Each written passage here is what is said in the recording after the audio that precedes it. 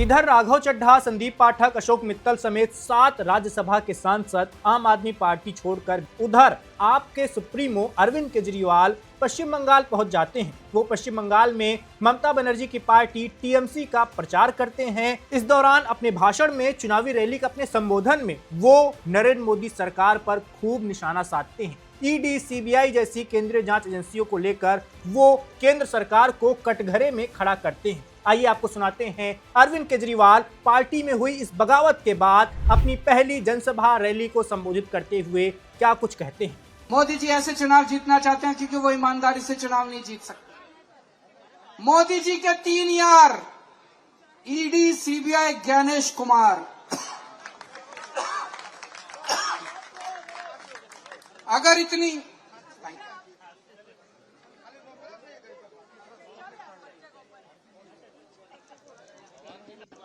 अगर इतनी बेईमानी करने के बाद भी ईडी का इस्तेमाल करने के, और मेरे को पता चला है पूरे देश से मिलिट्री बुला रखी है यहां पे।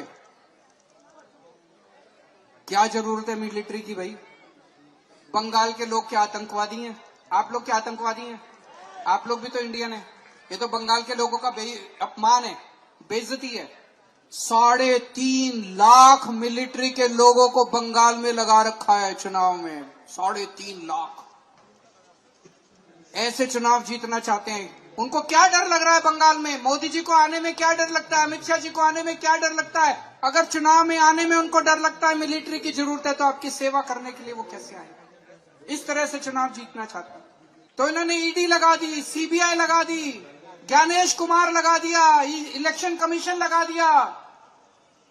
उसके बाद भी अगर मोदी जी चुनाव हार गए तो बंगाल की जनता पूछना चाहती है, इस्तीफा दोगे मोदी जी? जैसा कि आपने सुना, अरविंद केजरीवाल ना तो राघव चड्ढा का नाम लेते हैं, ना ही किसी ऐसे राज्यसभा सांसद का नाम लेते हैं जो उन्हें छोड़कर गए हैं। आपको जिन्होंने छोड़ा है वो सिर्फ और सिर्फ नरेंद्र मोदी सरकार को केंद्रीय जांच एजेंसियों के नाम पर घेरते हैं, ममता बनर्जी के लिए वोट मांगने की कोशिश करते हैं और कहते हैं कि नरेंद्र मोदी सरकार इस देश के लिए सही नहीं है। अरविंद केजरीवाल के चेहरे पर आप मायूसी भी साफ देख पाएंगे। हो भी क्यों ना, क्योंकि पार्टी में इतनी बड़ी बगावत हुई है, लेकिन वो हार मानने को तैयार दिख नहीं रहे हैं और पश्चिम बंगाल में बीजेपी को हराने में मदद करने के लिए टीएमसी का प्रचार कर रहे हैं। एक छोटी सी महिला, जब मैं देखता हूं सड़क के ऊपर किलोमीटर तक कितने किलोमीटर चलती है, तो इज्जत से सर झुक जाता है मेरा।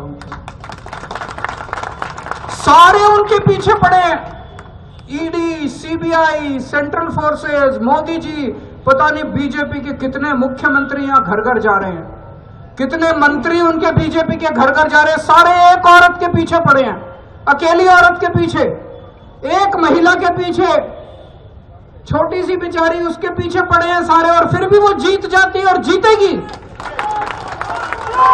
जीतेगी कैसे जीतेगी? काली माई का आशीर्वाद है उनके साथ, है कि नहीं है? भगवान का आशीर्वाद है उनके साथ, काली माई का आशीर्वाद है उनके साथ, नहीं तो ऐसे नहीं होता। जब उनको शक्ति मिलती है, माता की शक्ति मिलती है, तभी जीतती है वो। 1 साल पहले इन्होंने दिल्ली के ऊपर हमला किया, मेरे को जेल में डाल दिया फर्जी केस में। एक फर्जी केस लगाया, केजरीवाल ने घोटाला कर लिया। अभी जजमेंट आया, अदालत ने कहा कि केजरीवाल के ऊपर सारे आरोप गलत हैं, केजरीवाल निर्दोष है, केजरीवाल कट्टर ईमानदार है। अदालत ने कहा, कोर्ट ने कहा, केजरीवाल ऐसे झूठा केस मेरे ऊपर लगा के मेरे को जेल में डाल दिया और दिल्ली के ऊपर इन्होंने कब्जा कर लिया। इन्होंने झूठे केस करके कब्जा कर लिया, झूठे केस करके कब्जा कर लिया। आज दिल्ली में जितने अच्छे काम हमने किए थे, सारे काम इन्होंने एक एक करके खत्म कर दिए। हमने अच्छे स्कूल बनाए, स्कूल बंद कर दिए। हमने मोहल्ला क्लिनिक बनाए इलाज कराने के लिए, वो बंद कर दिए। हमने महिलाओं की बसों में यात्रा फ्री करी, वो बंद कर दी। अब ये हमने बिजली फ्री करी, वो भी बंद करने जा रहे हैं। जितने काम दीदी ने यहां किए हैं, अगर गलती से आपने इनको वोट दे दिया, सबके आपको 1500 रुपए महीना मिलता है कि नहीं मिलता?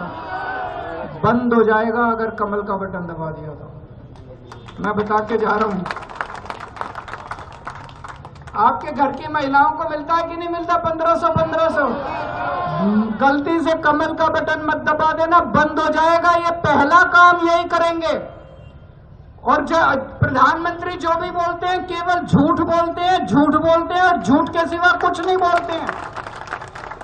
दिल्ली के चुनाव में आके पिछली बार फरवरी में चुनाव था, बोले 8 मार्च को 2,500 रुपए महीना हर महिला के अकाउंट में दे देंगे। अगला 8 मार्च आ गया, 1 साल बीत गया, किसी के अकाउंट में नहीं आया। इस वीडियो में बस इतना ही। मेरा नाम वैभव है, आप देखते रहिए फॉर इंडिया।